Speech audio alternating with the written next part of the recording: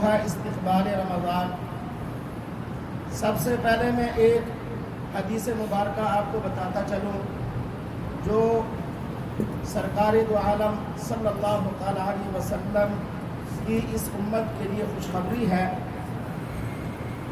حضرت اوس ابن اوس ثقفی رضی اللہ تعالی عنہ فرماتے ہیں کہ میں نے خود نبی اکرم صلی اللہ تعالی علیہ وسلم کو یہ فرماتے ہوئے سنا کہ جو شخص جمعہ کے روز اچھی طرح سے غسل کرے اور پھر اول وقت میں مسجد میں آئے اور پیدل آئے، جو دور سے آتے ہیں وہ یقیناً گاڑی پہ ہی ان کے لیے مناسب اور بہتر ہوتا ہے، لیکن اس کے باوجود بھی اگر جو کہ حدیث کے الفاظ ہے کہ پیدل آئے تو اور مسجد میں آ کر امام کے قریب بیٹھے، خطبہ توجہ سے سنیں اور کوئی فضول بات نہ کرے، ادھر ادھر کی بات، دنیاوی بات، غیبت یا کسی کے بارے میں کوئی اور بات نہیں کرنی، منبر کے قریب امام کے پاس بیٹھ کر خطبہ سننا ہے اور توجہ کے ساتھ سننا ہے، تو اللہ رب العزت اسے ہر قدم پر، کس پر؟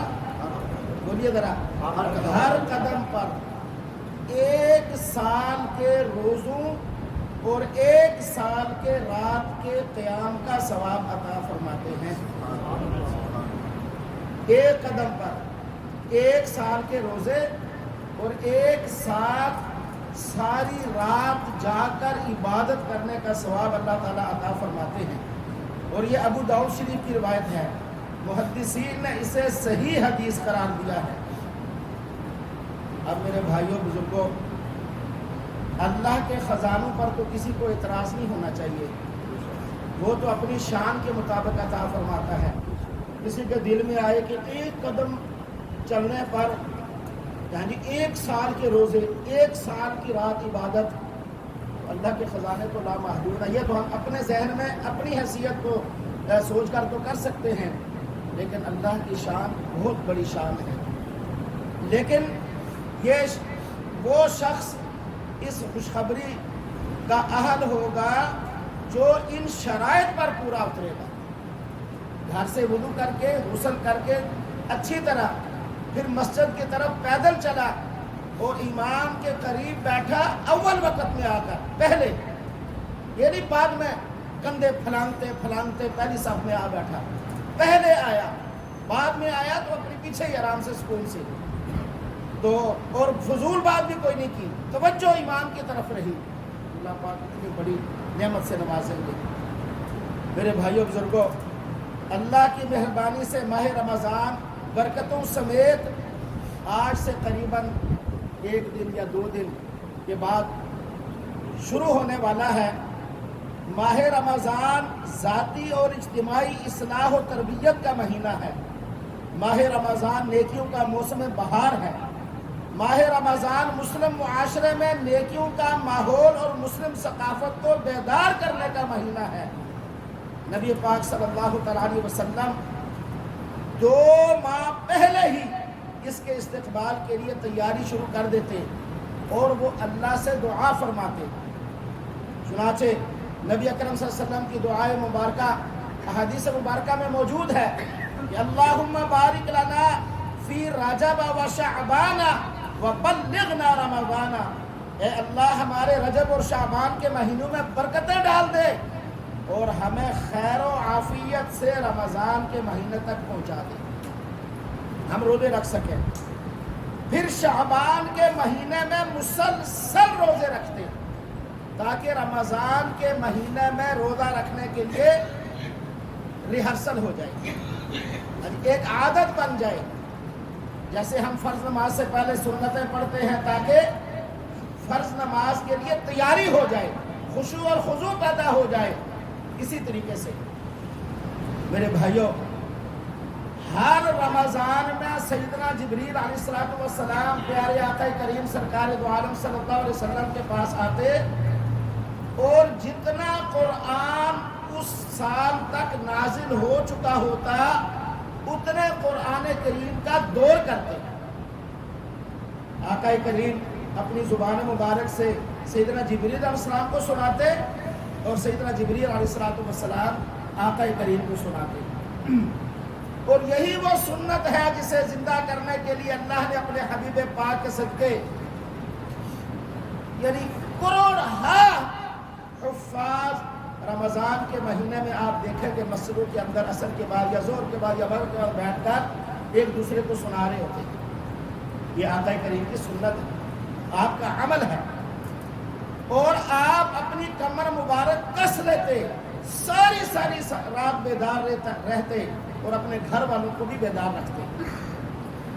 لیکن آج ہم اس معاشرے میں رہتے ہیں وہاں خود تو جاگنا چاہیے ہر حال میں، لیکن گھر والوں کو صرف تبلیغ کرنی چاہیے، انہیں بتانا چاہیے، زبردستی نہیں جگانا چاہیے، پھر حالات خراب ہو جاتے ہیں. ہاں اگر کوئی گھرانہ بالکل ان فضائل کو سمجھتے ہوئے اس کا عادی ہے ان کے لیے مشکل نہیں ہے، وگرنہ یہ بات ذہن میں رکھیے جو فرض عبادت ہے فرض، اس کے لیے تو آپ نے بچوں اور گھر والوں پر سختی کرنی ہے، وہ حکم ہے آپ کو. لیکن نوافل جو عبادت ہے اس کے لیے سختی نہیں کر سکتے آپ، وہ ہر ایک کا اپنا ذاتی عمل ہے، ذاتی اختیار ہے. آپ صرف تبلیغ کر سکتے ہیں، وہ مان لیں اچھی بات ہے، نہیں مانے آپ خود اس پر عمل کریں. اسی طریقے سے حضرت امی عائشہ صدیقہ رضی اللہ تعالی عنہا فرماتی ہیں کہ میں نے ایک مرتبہ آقا کریم صلی اللہ علیہ وسلم سے التجا کی کہ اگر لیلۃ القدر پالے تو کون سی دعا پڑھے. آقا کریم صلی اللہ علیہ وسلم نے فرمایا کہ اللہم انک عفو، اے اللہ تو معاف کرنے والا ہے، تحب العفو، معاف کرنا تجھے پسند ہے، فاعف عنی، مجھے معاف فرما دے. اور اس کے ساتھ آقا کریم اپنے گھر والوں کو فرماتے کہ دیکھو جس طرح سال بھر کے اوپر رمضان کے مہینے کو فضیلت حاصل ہے، اسی طرح آخری عشرے کو پورے رمضان پر فضیلت حاصل ہے. آخری عشرے میں آپ زیادہ عبادت کی طرف راغب ہوتے، زیادہ عبادت کرتے. سامعین محترم، صرف نبی کریم صلی اللہ علیہ وسلم ہی نہیں بلکہ آپ کے اصحاب رضوان اللہ علیہم اجمعین اور تابعین رحمہم اللہ تعالی، ان کا بھی یہ حال تھا. وَقَدْ كَانَ سَلَفُ الْأُمَّةِ يَدْعُونَ رَبَّهُمْ 6 أَشْهُرٍ أَن يُبَلِّغَهُ رَمَضَانَ. صحابہ اور تابعین رمضان آنے سے 6 ماہ قبل اللہ کے حضور دعائیں کرنے لگ جاتے، اللہ خیر و عافیت سے رمضان تک پہنچا دے تاکہ ہم رمضان کی برکتوں رحمتوں کو سمیٹ سکیں. اور پھر اس کے بعد ثم يدعونه 6 أشهر أخرى أن يتقبله منه. آنے والے 6 ماہ صرف رمضان کے مہینے میں کی گئی عبادت کی قبولیت کے لیے دعا فرما، اے اللہ آپ قبول کر دو، اے اللہ آپ اسے قبول کر دو.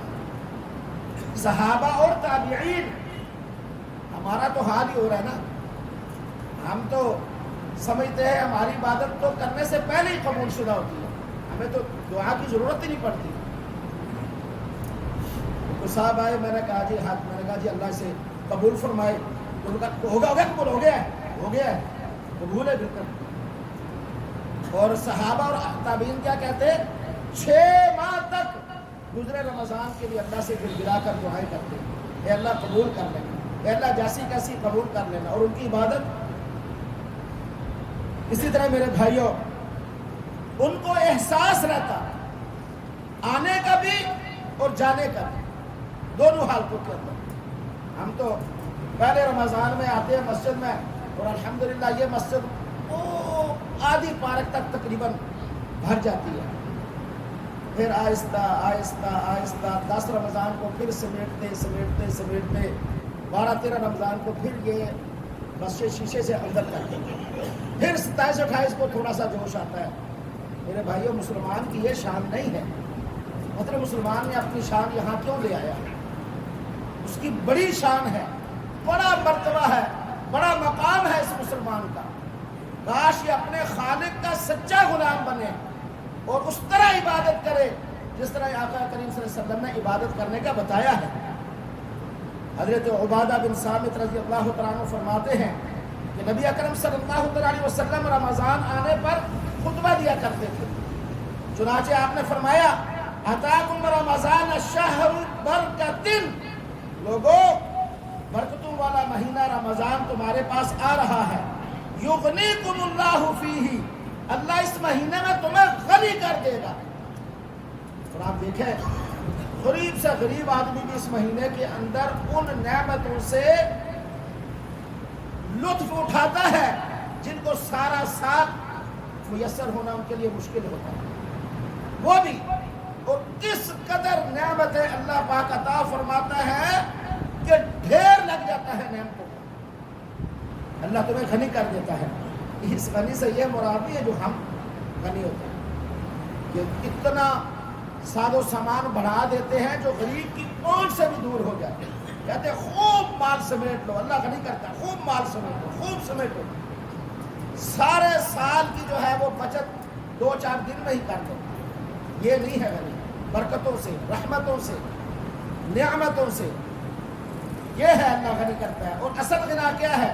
نبی اکرم صلی اللہ علیہ وسلم نے فرمایا الغنا غنا النفس، حقیقی امیری وہ ہے جو دل سے امیر ہو، جو دل کا بادشاہ ہو، وہ ہے امیری حقیقت کے اندر۔ آگے فرمایا وَيَعُدُّ الْخَطَايَا، اللہ گناہوں کو معاف کر دیتا ہے، وَيَسْتَجِيبُ فِيهِ الدُّعَاء، اور اس مہینے میں تمہاری دعائیں خاص کر قبول فرماتا ہے۔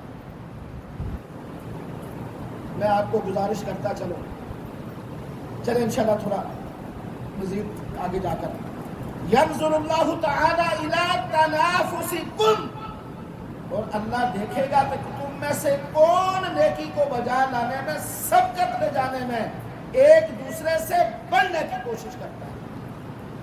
وَفِي ذَلِكَ فَلْيَتَنَافَسِ الْمُتَنَافِسُونَ، لالچ اور حرص کرنے والوں کو چاہیے کہ وہ نیکیوں میں سبقت لے جانے کے اندر لالچ اور حرص کریں۔ ہم کیا کرتے ہیں؟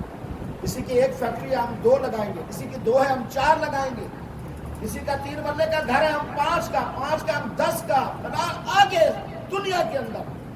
اللہ کے حبیب صلی اللہ علیہ وسلم نے فرمایا کہ اللہ دیکھتا ہے، ینظر اللہ اپنے بندوں کو دیکھتا ہے کہ تم میں سے نیکی میں سبقت کون لے جاتا ہے، ایک دوسرے سے بڑھنے کی کوشش کون کرتا ہے۔ سبحان اللہ، اللہ اکبر۔ آگے وَيُبَاهِي بِكُمْ مَلَائِكَتَهُ، فرمایا پیارے آقا نے صلی اللہ علیہ وسلم، جب تم لوگ ایک دوسرے سے نیکیوں میں سبقت لے جانے میں ایک دوسرے سے بڑھنے کی کوشش کرتے ہو تو اللہ خوش ہو کر فرشتوں پر تمہارے بارے میں فخر کرتا ہے اور کہتا ہے فرشتوں دیکھو جس مخلوق کے بارے میں بناتے وقت تم نے کہا تھا کہ وَيَسْفِكُ الدِّمَاءَ، کہ یہ خون بہائیں گے، یہ زمین میں فساد کریں گے، دیکھو تمہاری بات غلط ثابت ہوئی ہے، یہ میرے بندے ساری رات مجھے خوش کرنے کے لیے عبادت میں ایک دوسرے سے سبقت لے جا رہے ہیں، بڑھ چڑھ کر عبادت کر رہے ہیں، یہ دیکھو میرے بندے۔ میرے بھائیوں، فَأَرُوا اللَّهَ مِنْ أَنفُسِكُمْ خَيْرًا، یہ ہے جملہ توجہ طرف، یہ دھیان۔ فَأَرُوا اللَّهَ مِنْ أَنفُسِكُمْ خَيْرًا، تو دیکھو تم بھی اپنی طرف سے اللہ کو خیر دکھاؤ۔ اللہ تو فرشتوں پر کیا کرتا ہے؟ فخر کرتا ہے، اور میرے بندو تم بھی تو اللہ کو فرشتوں پر فخر کرنے کے لیے اپنے آپ کو آگے بڑھانے کے لیے تیاری تو کرو، تم بھی کچھ اللہ کو دکھاؤ کہ واقعی تم سبقت لے جا رہے ہو نیکیوں کے اندر۔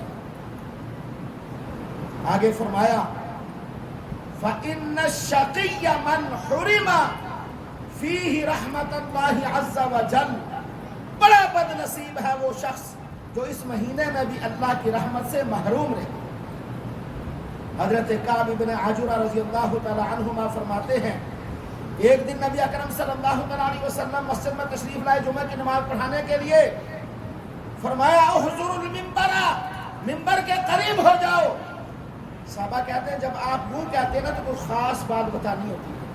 صحابہ پھر ممبر کے قریب جمع ہو جاتے ہیں, آج خاص بات سنیں گے.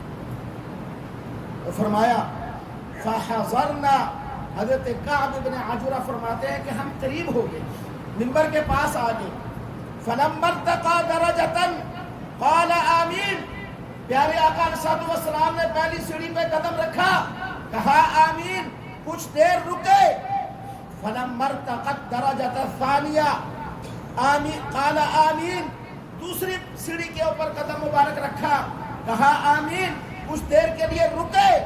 فلما ارتقى الدرجة الثالثة قال آمین, تیسری سیڑھی کے اوپر قدم مبارک رکھا اور کہا آمین, کچھ دیر کے لیے رکے.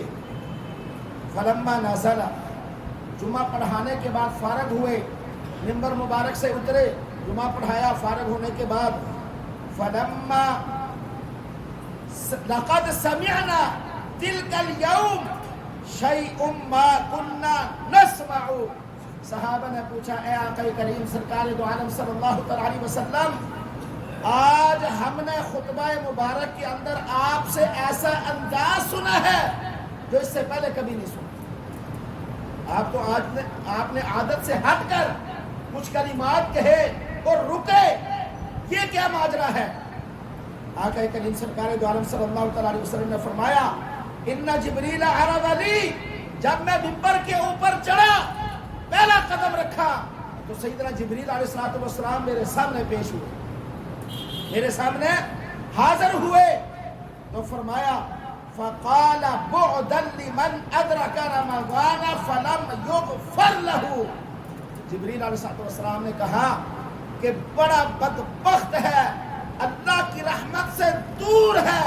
بعدا کا معنی ہوتا ہے ہلاک ہو گیا, برباد ہو گیا, تباہ ہو گیا, کچھ نہیں رہا اس کے پلے. وہ شخص جس نے رمضان کا مہینہ اپنی زندگی میں پایا اور اللہ سے اپنے گناہوں کی بخشش نہ کروا سکا. فرمایا میں نے کہا آمین, مہینہ رمضان کا بد دعا جبریل علیہ السلام کی اور آمین آقا کریم سرکار دو عالم صلی اللہ علیہ وسلم کی. آپ اندازہ لگا لیں اس بد دعا کی کیا حالت ہوگی. اب ہم نے اپنے آپ کو ثابت کرنا ہے اس بد دعا میں شامل ہیں یا آقا کریم کی دعا کے اندر شامل ہیں صلی اللہ علیہ وسلم. فرمایا پھر اس کے بعد میں دوبارہ اگلے جو سٹیپ کے اوپر میں نے قدم رکھا تو کیا ہوا, فقلت, میں نے فلما رقیت الثانیہ, جب میں دوسری سیڑھی کے اوپر چڑھا تو جبریل علیہ السلام نے کہا بعدا لمن ذکرت عنده فلم يصلی علیک, تباہ و برباد اور ہلاک ہو گیا وہ شخص جس کے سامنے آقا کریم آپ کا نام مبارک آئے اور وہ درود پاک آپ کے اوپر نہ پڑے. سب کہیں صلی اللہ علیہ وسلم, وہ شخص برباد اور تباہ ہو گیا جس کے سامنے آقا آپ کا نام آئے اور وہ آپ پر درود پاک نہ پڑے. پھر پڑھیں صلی اللہ علیہ وسلم. زندگی میں ایک مرتبہ آقا کریم پر درود پڑھنا فرض ہے. ہر محفل کے اندر ایک مرتبہ آقا کریم پر درود پاک پڑھنا واجب ہے اور ہر مرتبہ نام آنے پر درود پاک پڑھنا مستحب اور ایسا عمل ہے. میرے بھائیوں چونکہ موضوع یہ نہیں ہے تفصیل پہ کبھی کہ اس قدر یہ بڑی عبادت ہے کہ جو شخص ایک مرتبہ صلی اللہ علیہ وسلم چند سیکنڈ لگنے پر کہے گا اللہ اس پر 10 مرتبہ اپنی رحمت خاصہ نازل فرمائے. کہیں صلی اللہ علیہ وسلم. فرمایا اس کے بعد جب میں نے کہا آمین, کہا پھر اس کے بعد میں تیسری سیڑھی کے اوپر چڑھا. فلما رقیت الثالثہ, جب میں تیسری سیڑھی پر قدم رکھا میں نے, جبریل علیہ السلام نے کہا بعدا لمن ادرک ابویہ الکبر او احدہما فلم یدخلہ الجنہ, جس شخص نے اپنی زندگی میں اپنے والدین کو بڑھاپے کی حالت میں پایا یا ان دو میں سے کسی اور ان کی خدمت کر کے ان کی دعاؤں کے صدقے اپنے آپ کو جنت میں داخل نہیں کروا دیا، فرمایا کہ وہ بھی ہلاک برباد اور تباہ ہو۔ آگے فرمایا یا باغی الخیر اقبل، اے خیر کے طلبگار آگے بڑھ، ویا باغی الشر اقصر، اے شر کو تلاش کرنے والے باز آ جا۔ حضرت انس رضی اللہ تعالیٰ عنہ فرماتے ہیں کہ آپ نے فرمایا بعدن، ہلاک ہو گیا وہ شخص، ممن ادرک رمضان فلم یغفر لہ، جس نے رمضان کا مہینہ پایا اور اللہ سے دعا و التجا کے ساتھ اپنی گناہوں کی بخشش نہ کروا دی۔ اذا لم یغفر لہ فمتى، یہ جملہ توجہ طلب ہے، اذا لم یغفر لہ فمتى، فرمایا آقا کریم صلی اللہ علیہ وسلم نے جب وہ اس مہینے کے اندر بھی اپنی بخشش نہیں کروا سکا تو پھر کب کروائے گا؟ اور جب اللہ کی رحمتیں، برکتیں، عنایتیں بارش کی طرح برس رہی ہوں تب وہ اپنے گناہوں کی بخشش نہیں کروا سکا تو پھر وہ اللہ کا بندہ کب کروائے گا اللہ سے اپنے گناہوں کی بخشش؟ اسی طرح میرے بھائیوں، رمضان رحمت خداوندی اس مہینے میں زوروں سے برستی ہے، لہذا اس مہینے میں اپنی بخشش کروا لیجیے، اپنے گناہوں کو دھلوا دیجیے۔ لیکن یہ بات ذہن میں رکھیے، حقوق اللہ جو کمی بیشی ہو گئی اس میں وہ معاف ہوں گے، جو حقوق العباد میں کمی بیشی ہوگی وہ معاف نہیں ہوں گے۔ لوگ سمجھتے ہیں سارا سال گڑ بڑ، جی چوریاں چکاریاں، جی گھپلے اور کیا کچھ کر کے حج پہ جا کے واپس آتے ہیں، جی آج ہم ماں کے پیٹ سے پیدا ہوئے ہیں، اب اگلے سال پھر دوبارہ سے وہی تماشا شروع ہے۔ یہ غلط ذہنیت ہے ان کی، ایسا نہیں ہے۔ جو حقوق اللہ ہیں ان کی معافی کے لیے یقیناً اس دن ماں کے پیٹ سے پیدا ہوا ہوگا ایسے گناہوں سے معاف، لیکن حقوق العباد معاف نہیں ہیں۔ ایک حدیث کی تشریح بعض دفعہ دوسری حدیث کر رہی ہوتی ہے، ایک ہی حدیث میں تمام تر مسائل نہیں ہوتے کہ ایک سن کر پھر اسی پر ساری زندگی جیسے مرضی گزاری اور بس کوئی وہ نیک عمل کیا جس کے بارے میں سنا تھا، کہا بھی اب دھل گیا ہوں، نئے سرے سے پھر شروع۔ جو حقوق العباد ہیں ان میں دو چیزیں، تین چیزیں بلکہ تین چیزیں، اس بندے سے معافی جس کا حق مارا ہے، اللہ سے معافی کہ اللہ کے حکم کی خلاف ورزی کی تھی کہ اللہ نے منع کیا تھا حق مارنے کو، اور نمبر تین اس کا وہ حق اس کو واپس لوٹانا ہے، جو مال وہ واپس لوٹانا ہے۔ یہ تین کام کرنے ہیں تب معاف ہو۔ میرے بھائیوں، رمضان المبارک کے مہینے میں چند باتوں کا خیال رکھنا ضروری ہے، مختصر وقت میں یہی بتانا ہے۔ نمبر ایک، رمضان کی آمد سے پہلے اللہ کی برکتوں اور رحمتوں کو حاصل کرنے کے لیے اپنے ظرف یعنی دل کو گناہوں سے صاف کر لیجئے، سچی توبہ کیجئے، توبۃ النصوح کیجئے۔ توبۃ النصوح کا کیا مطلب ہے؟ ایسی توبہ کہ اللہ سے جو تمہارا تعلق ٹوٹا ہوا ہے وہ اس توبہ کی وجہ سے جڑ جائے۔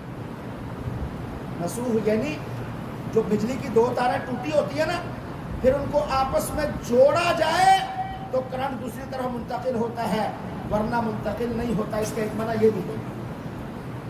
تو توبۃ النصوح کا مطلب ہے اے بندے جو اللہ سے تو نے اپنے تعلق کو توڑ رکھا ہے دنیاوی لالچ اور حرص کے اندر، اس تعلق کو واپس توبہ کے ذریعے سے جوڑ لے۔ جو دل صاف ہوگا اسی میں برکتیں اور رحمتیں آئیں گی۔ اور میرے بھائیوں، گندے برتن میں تو دودھ والا دودھ بھی نہیں ڈالتا، بتائیں ڈالتا دودھ گندے برتن میں؟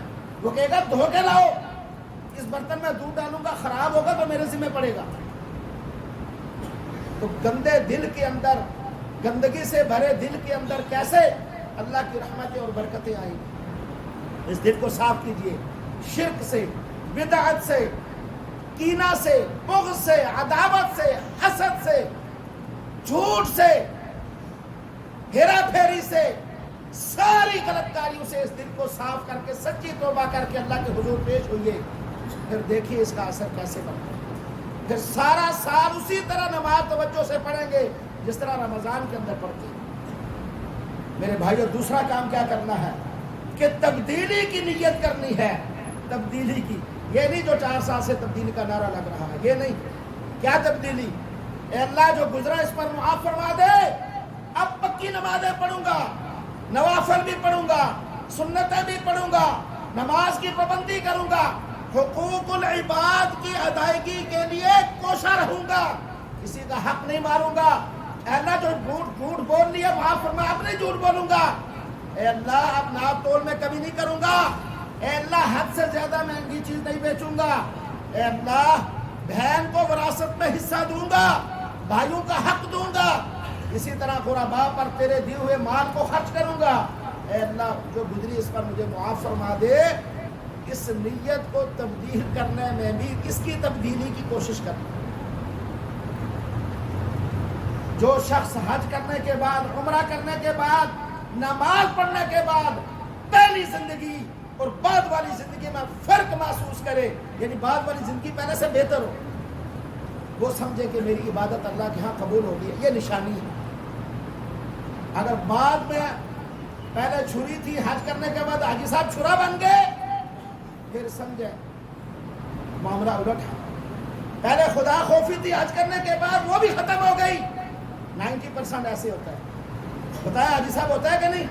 آپ مارکیٹ کے آدمی 90 بلکہ 99 بھی کہہ لیں، مبالغہ نہیں ہوتا۔ یہ ہم کیا مسلمان سمجھتے ہیں؟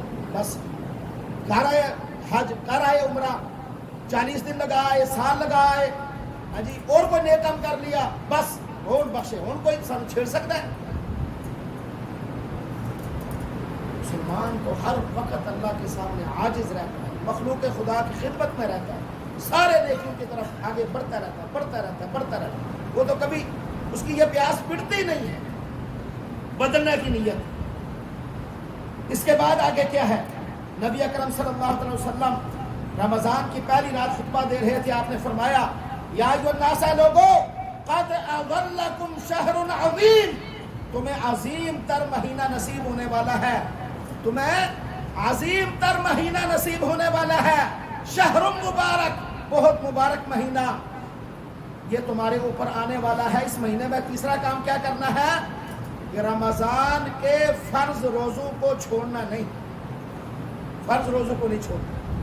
من افطر یوما من رمضان من غیر رخصت ولا مرض، جو شخص رمضان کے مہینے کے روزے کو بغیر کسی شرعی عذر یا بیماری کے چھوڑتا ہے، لم یقضہ صوم الدہر کلھا وان صام، ساری زندگی کے روزے رکھنا شروع کر دے، اس ایک دن کی برکت کو نہیں پا سکتا جو اس نے رمضان کے مہینے کے اندر روزے کو چھوڑ دیا۔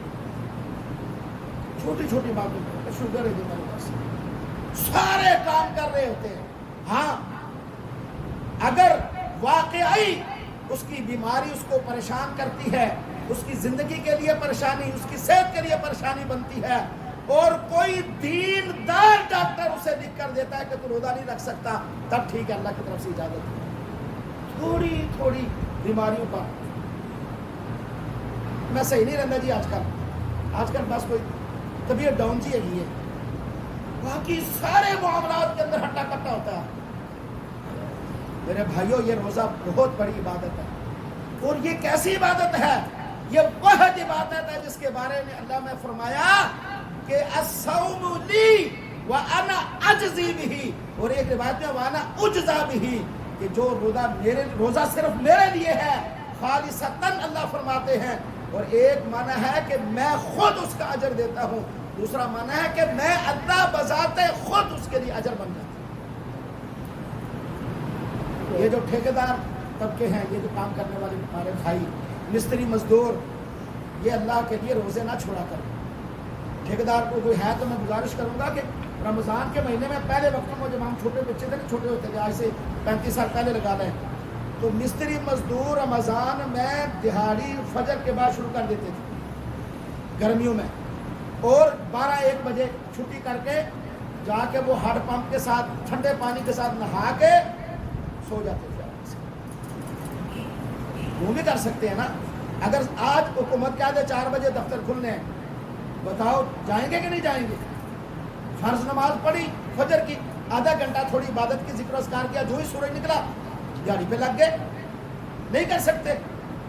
اور اس ٹائم سے چلو یہ ٹھیکیدار حضرات ان کو 2 گھنٹے کی چھوٹ دے دیں، 9 گھنٹے کے بجائے 7 گھنٹے سے 1 روٹی کا گھنٹہ 2 اور چھوڑ دیں، محنت سے کام کریں اپنا اور روزے بھی رکھیں۔ ہاں ایسا مزدور کسی بھی کام ہے، یہ جو بھٹیوں میں خاص طور پر جو ایسی جگہ کام کرتا ہو جہاں کام کرنے سے اس کی جان کو روزہ رکھنے پر خطرہ ہو، وہ روزے چھوڑ کر بعد میں سردیوں میں رکھ سکتا ہے، لیکن مجبور عام ہر شخص نہیں۔ اسی طریقے سے میرے بھائیوں، چوتھی بات، رمضان کے مہینے میں ہر نماز باجماعت ادا کرنے کی کوشش کریں، ہر نماز باجماعت۔ اور رمضان سے اگر 10 دن پہلے آدمی نیت کر لے، یا عید کے بعد تو تھوڑا مشکل ہو جاتا ہے، تو اللہ کے حبیب صلی اللہ علیہ وسلم کی اس بشارت پر بھی عمل ہو سکتا ہے، من تقرب فیہ بخصلۃ من الخیر کان کمن ادى 70 فریضۃ مما سواہ۔ جو شخص رمضان کے مہینے میں 1 فرض ادا کرے گا رمضان کے، تو اللہ تعالیٰ اس کو 70 گنا عام دنوں کے مقابلے میں بڑھا کر اجر عطا فرمائے۔ اور جو عقل صاحب السلام کیا نا کہ 40 دن جس نے تکبیر اولیٰ کے ساتھ باجماعت پڑھی، وہ بھی حدیث کی خوشخبری وہ پا سکتا ہے، وہ بشارت اپنے لیے پا سکتا ہے۔ کوئی نماز آپ کی چھوٹے نہ، تکبیر اولیٰ کے ساتھ ہو، خاص کر مغرب کی۔ یہ قوم پتہ نہیں صرف کھانے کے لیے دنیا میں آئی ہے، حرام کی ہوتی ہے۔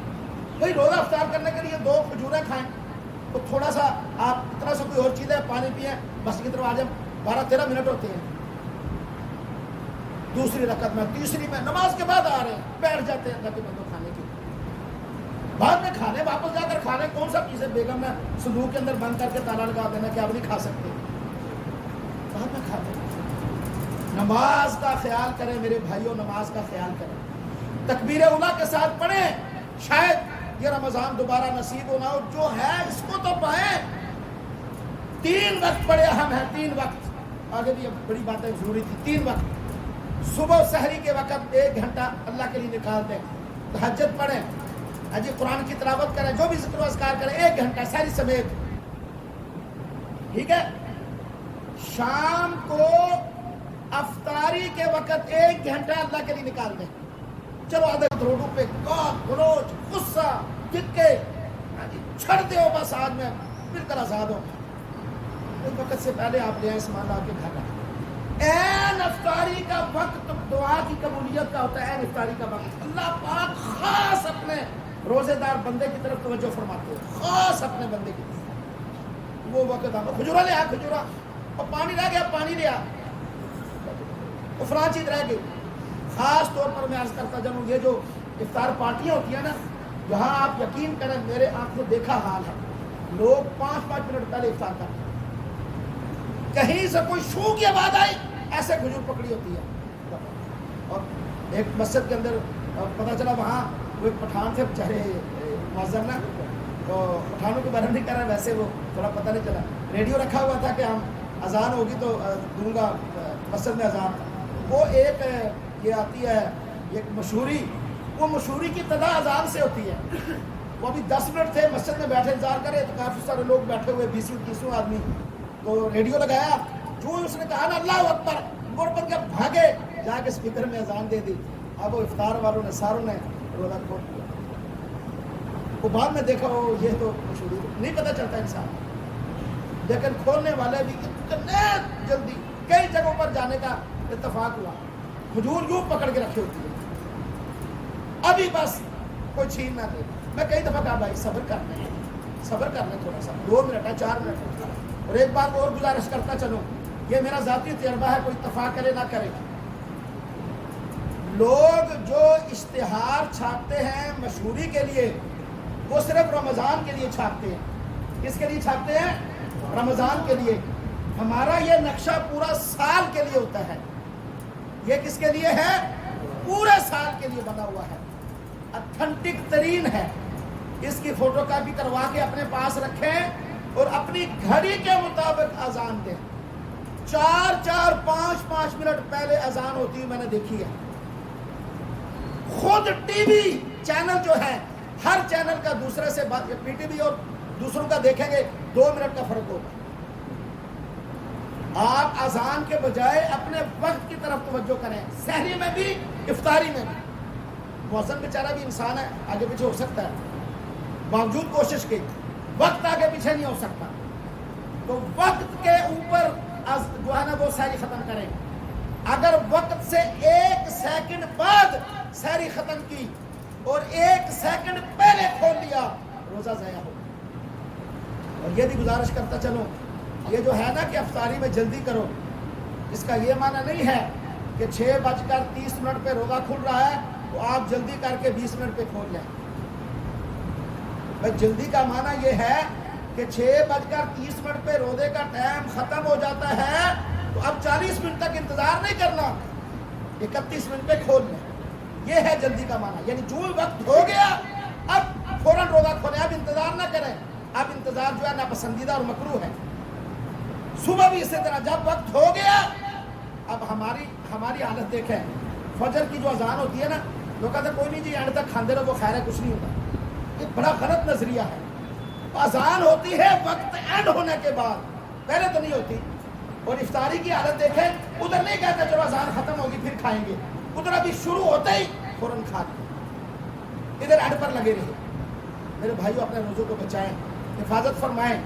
اور اس کے ساتھ ساتھ رمضان کے مہینے میں قرآن کریم کو سیکھیں، قرآن پڑھیں، نماز سیکھیں، ترجمہ سیکھیں، قرآن کا ترجمہ سیکھیں، پڑھیں. قرآن کے جو ہمارے اوپر آداب ہیں ان کو سیکھ کر ان پر عمل کریں. یقینی طور پر ہمارا یہ ماہ رمضان قیمتی ہوگا. اللہ کہنے سننے پر اجر دیتے ہوئے اسے قبول فرمائے اور عمل کی توفیق نصیب فرمائے. سنت ادا کر لیجیے.